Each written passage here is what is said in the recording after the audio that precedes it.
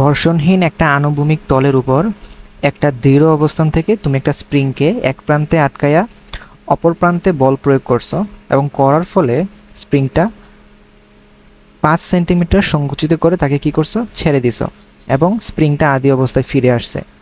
So এটা যদি একটা সিনারিও আঁকি, আমি একটা তল ধরো, এটা ঠিক আছে, এই তলের কোনো ফ্রিকশন নাই প্রশ্নে বলা আছে। তাহলে এই তলে একটা স্প্রিং ধরো এরকম অনুভূমিকভাবে লাগানো ছিল। এই অনুভূমিক উপর স্প্রিংটাকে তুমি ফোর্স প্রয়োগ করে এটা কি করছো, কিছু পরিমাণ সংকুচিত করে ফেলছো। তাহলে ধরো এখন স্প্রিংটা হচ্ছে এরকম। তাহলে ফোর্স প্রয়োগ করতে করতে তুমি এখন এটার সংকোচন করতে করতে কতটুকু সংকোচন করছো, 5 সেন্টিমিটার। তাহলে এই 5 সেন্টিমিটার সংকোচন করার ফলে এই স্প্রিংয়ের যে স্প্রিং ধ্রুবক তোমাকে এখানে প্রোভাইড করা আছে 120 নিউটন পার মিটার, এটা যদি তোমার স্প্রিং ধ্রুবক হয় তাহলে সেই 5 সেন্টিমিটার সংকোচন করার ফলে তোমার যেই কেসটা এখানে তৈরি হয়েছে, তাহলে এই স্প্রিংয়ের 2.5 সেন্টিমিটার তুমি যদি প্রসারিত করো তাহলে এতে কী পরিমাণ সঞ্চিত শক্তি বা শক্তি সঞ্চিত থাকবে সেটা তোমার বের করতে হবে। এখন আমরা তো জানি যে স্প্রিংয়ের ভিতরে যে শক্তি সঞ্চিত থাকে এটাকে সংকোচন করো বা প্রসারণ করো, সেই সংকীর্ণ শক্তিটা হচ্ছে বিভব শক্তি। এবং স্প্রিংয়ের সঞ্চিত বিভব শক্তির ইকুয়েশন হচ্ছে হাফ কে এক্স স্কোয়ার। তাহলে হাফ ইন্টু স্প্রিং ধ্রুবক আমাকে 120 বলা আছে এবং এক্স হচ্ছে তুমি স্প্রিংটাকে কতটুকু সংকোচন বা কতটুকু প্রসারণ করছো। প্রশ্নে তুমি 5 সেন্টিমিটার সংকোচন করছো, সেটা আলাদা কেস, বাট তুমি তোমার গতে জিজ্ঞাসা করছে তুমি যখন 2.5 সেন্টিমিটার প্রসারিত করবা তখন কী পরিমাণ শক্তি সঞ্চিত হবে।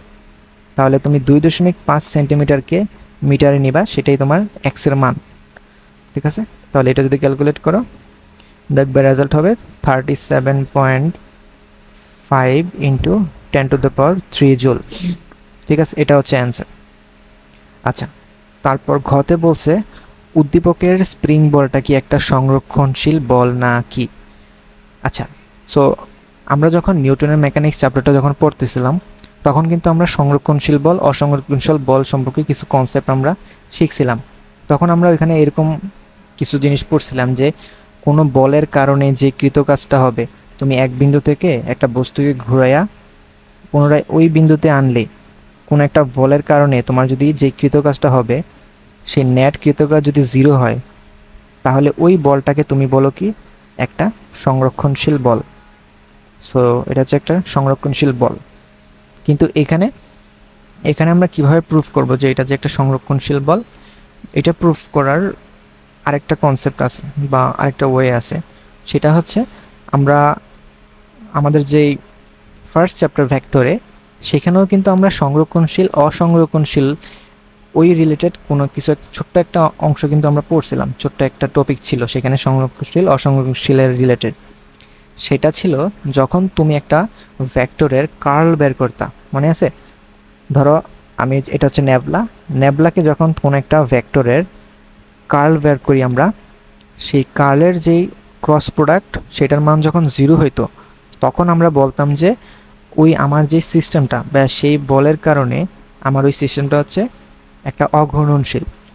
সো অঘূর্ণনশীল মানে হচ্ছে সংরক্ষণশীল বল দ্বারা সেখানে কৃতকাজ হইতেছে। তো অঘূর্ণনশীল হোক বা সংরক্ষণশীল হোক, তাহলে আমাদের সংরক্ষণশীল হওয়ার যে শর্ত, সেই সংরক্ষণশীল হওয়ার শর্ত হচ্ছে যখন তুমি কোনো একটা ভেক্টরের কার্ল করলে 0 পাবা তখন সেই ভেক্টরটা হবে সংরক্ষণশীল বল। তাহলে সেটা যদি তোমার সংরক্ষণশীল বল হয় তাহলে এখানে তুমি কার্লের মানটা 0 কীভাবে পাবা? প্রথমত তোমার ওই মূল ভেক্টরটা দরকার। যদি তুমি কার্ল বের করতে হও অবশ্যই তোমার ভেক্টর দরকার। তো এখানে কি ভেক্টর ফর্মে কোনো ফোর্সের মান দেওয়া আছে? দেওয়া কিন্তু নাই। আমার এখানে ফোর্সের আমরা যে ইকুয়েশনটা জানি, এখানে যে স্প্রিং বলের ফোর্স হিসেবে আমরা চিনি সেটা হচ্ছে F = kx। এখন এই যে ইকুয়েশনটা, আমরা এই ইকুয়েশনটা কিন্তু ভেক্টর ফরম্যাটে লিখি নাই। কিভাবে বুঝলাম ভেক্টর ফরম্যাটে লিখি নাই? কারণ খেয়াল করো, তুমি যখন সরল সঞ্চিত গতি বা স্প্রিংয়ের বল সম্পর্কে যখন পড়াশোনা করছো তখন একটা জিনিস শিওর যে তুমি যেই ডিরেকশনে বল প্রয়োগ করো বা ত্বরণ থাকে তোমার যেই ডিরেকশনে, তোমার সরণ কি তোমার সেই ডিরেকশনে হয়? সরণ কিন্তু সেই ডিরেকশনে থাকে না। তোমার ত্বরণ এবং সরণ একটা আরেকটার অপোজিট ডিরেকশনে থাকে। তাহলে দুইটা ভেক্টরকে কি এভাবে লেখা যাবে যদি অপোজিট ডিরেকশনে থাকে? লেখা কিন্তু যাবে না। তাহলে কি করতে হবে? এটার সামনে একটা মাইনাস সাইন দিতে হবে, ঠিক আছে? তাইলে F is equals to minus k x, এটা হচ্ছে এফ এর ভেক্টরিক্যাল ফর্ম। কিন্তু আমরা এটার সামনে একটা আই ক্যাপ যুক্ত করে দেব।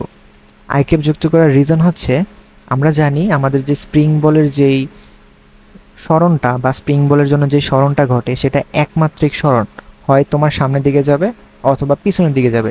এটা কিন্তু দ্বিমাত্রিক সরণ সম্ভব না। তাহলে তুমি হয় আই অথবা জে অথবা কে, যে কোনো একটা একক ভেক্টর তোমাকে এখানে বসাইতে হবে।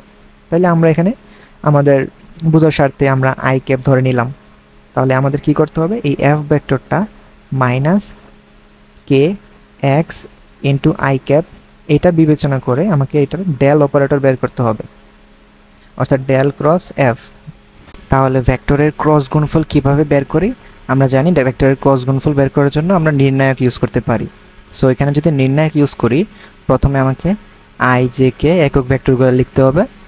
তার পরের যে সারি সেখানে নেভলার যে এই ভেক্টরের আই জে কে সহগ আছে সেগুলো লিখতে হবে, এবং সেগুলো হচ্ছে del del x, del del Y এবং ডেল ডেল জেড।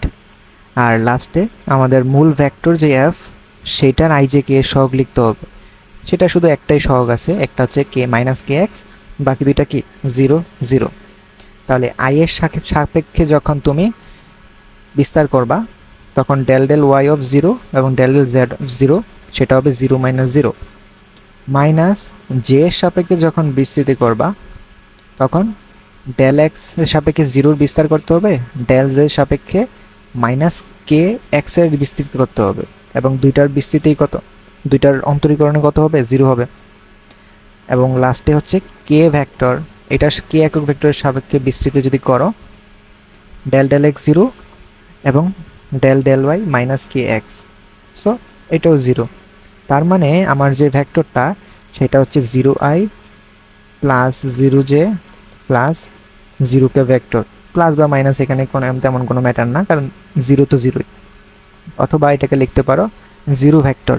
তাহলে যেহেতু তুমি কার্ল করে, অর্থাৎ তোমার একটা ভেক্টরের কার্ল করার ফলে তুমি যেহেতু 0 ভেক্টরটা পেয়ে গেছো, তার মানে তুমি এখানে শিওর যে ওই যে ভেক্টরটা তুমি কাজ করতেছো বা আলোচনা করতেছো সেই ভেক্টরটা হচ্ছে একটা সংরক্ষণশীল বল, ঠিক আছে? তাহলে আমাদের আলোচিত যেই বলটা সেটা হচ্ছে একটা সংরক্ষণশীল বল, ঠিক আছে? এটাই প্রুফ করতে বলছে আমাকে।